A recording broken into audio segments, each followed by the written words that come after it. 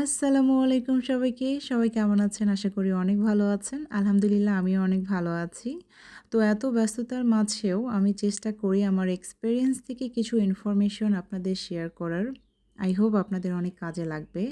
তো আজকে আমি নতুন একটা ভিডিও নিয়ে আসছি। অনেকেরই প্রশ্ন ছিল যে আমি কিভাবে ব্যাংক স্টেটমেন্ট রেডি করেছিলাম, কোন ব্যাংক থেকে লোন নিয়েছিলাম, কত মাসের স্টেটমেন্ট দেখিয়েছিলাম, কত লাখ টাকা দেখিয়েছিলাম, এইসব কিছু নিয়ে আজকের এই ভিডিওটা। তো ডিটেলসে যাওয়ার আগে আমার একটা রিকোয়েস্ট থাকবে, অবশ্যই আমার চ্যানেলটা সাবস্ক্রাইব করবেন এবং বেশি বেশি লাইক এবং কমেন্ট করবেন এবং শেয়ার করবেন। অ্যাব্রোডে পড়াশুনো করার জন্য আমরা সব পেপারস ঠিকঠাকভাবে রেডি করতে পারলেও আমাদের বড় একটা সমস্যা হয়ে দাঁড়ায় ব্যাংক স্টেটমেন্ট নিয়ে। তো এই সুবিধার কথা মাথায় রেখে স্টুডেন্টদের জন্য কিন্তু অনেক ব্যাংক স্টুডেন্ট লোন দিয়ে থাকে। তার মধ্যে হচ্ছে প্রিমিয়াম ব্যাংক আছে, ডাচ বাংলা, ইসলামী bank, city bank, BRAC bank. তো এই ব্যাংকগুলো থেকে আপনারা চাইলেই আমাদের মতো যারা স্টুডেন্ট আছে, আপনারা স্টুডেন্ট লোন নিয়ে কিন্তু স্টেটমেন্ট দেখাতে পারেন। তো যারা স্টুডেন্ট আছেন তারা চাইলে কিন্তু এইসব ব্যাংক থেকে স্টেটমেন্ট রেডি করতে পারেন।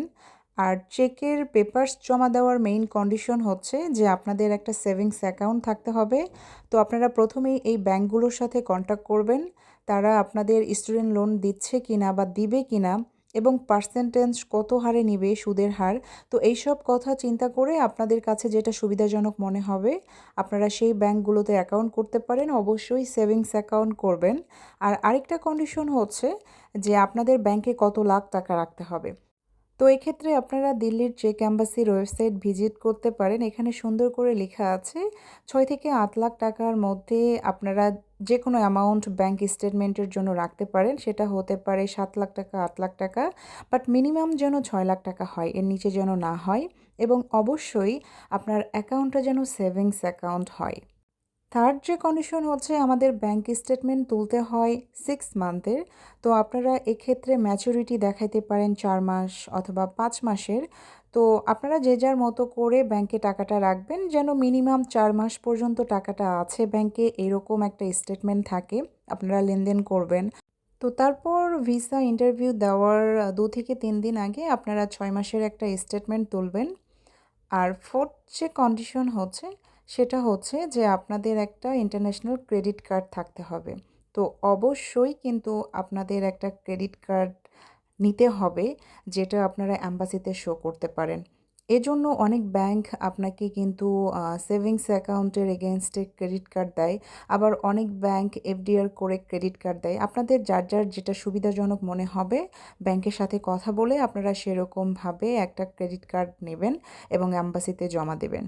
তো আমি যেটা করেছিলাম, আমি ব্যাংকে ১০ লাখ টাকা রেখেছিলাম এবং ১ লাখ টাকা আমি আমার পার্সোনাল টাকা রেখেছি এবং ৯ লাখ টাকা লোন নিয়েছিলাম এবং ক্রেডিট কার্ডটা আমি নিয়েছিলাম এফডিআর করে।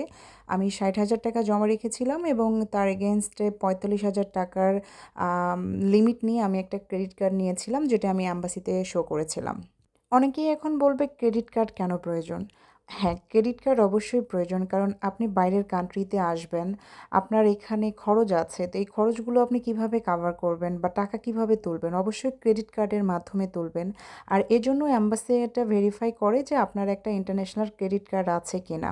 তো এই কারণে আপনি ক্রেডিট কার্ড অবশ্যই নেবেন এবং ভিসা কনফার্মেশন পাওয়ার পর আপনারা চাইলে কিন্তু এই ক্রেডিট কার্ডটা ক্লোজ করে দিতে পারেন। এটা নিয়ে কোনো টেনশন নাই।